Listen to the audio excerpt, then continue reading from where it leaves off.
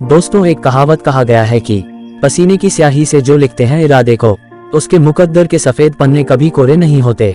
ये लाइन संघ लोक सेवा आयोग की सिविल सर्विसेज परीक्षा में ऑल इंडिया 622 रैंक लाने वाली निमिषा पर एकदम सटीक बैठती हैं। एक ऐसे कलेक्टर की कहानी जिन्होंने पिता का संघर्ष देख अफसर बनने का फैसला ले लिया।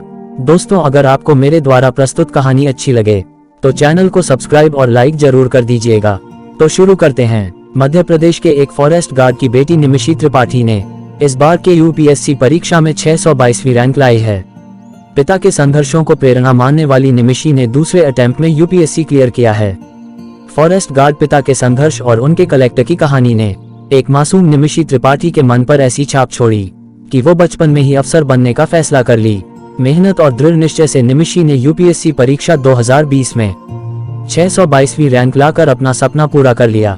मध्य प्रदेश की निमिषी आदिवासी बहुल खरगोन जिले के सनावद की रहने वाली हैं। निमिषी ने 2017 में दिल्ली के इंद्रप्रस्थ कॉलेज से बीएससी की पढ़ाई पूरी की और उसके बाद यूपीएससी की पूरी तरह से तैयारी में जुट गई।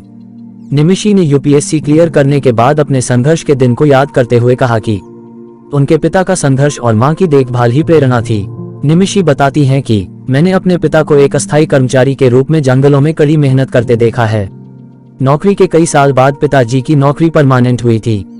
उन्होंने कहा कि जब उनके पिताजी नौकरी के सिलसिले में अलग अलग जगह रहते थे तो वो ये सुनिश्चित करते थे कि सीमित संसाधनों के बावजूद हमारी पढ़ाई में कोई रुकावट न आए। वो बताती हैं, बचपन में ही मेरे पिता ने बताया कि कैसे एक कलेक्टर किसी भी जिले में बदलाव ला सकता है।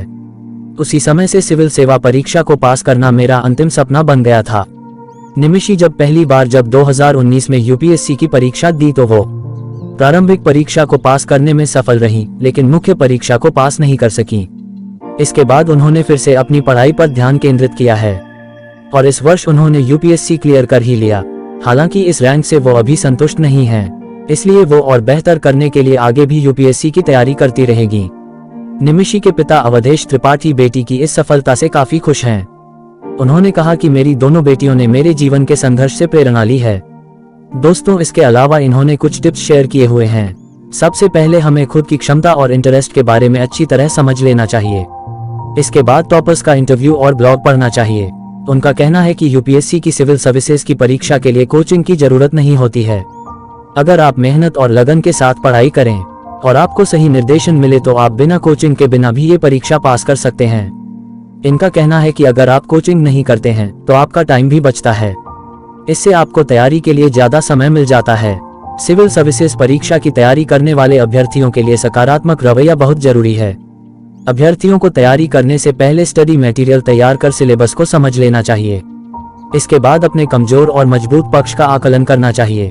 सबसे पहले सरल सिलेबस को पढ़ना चाहिए, उसके बाद कठिन सिलेबस पर फोकस करना चाहिए। साथ ही अभ्यर्थियों को समय पर पढ़े हुए सिलेबस को दोहराना भी चाहिए। इससे पढ़ी हुई चीजें भूलती नहीं है।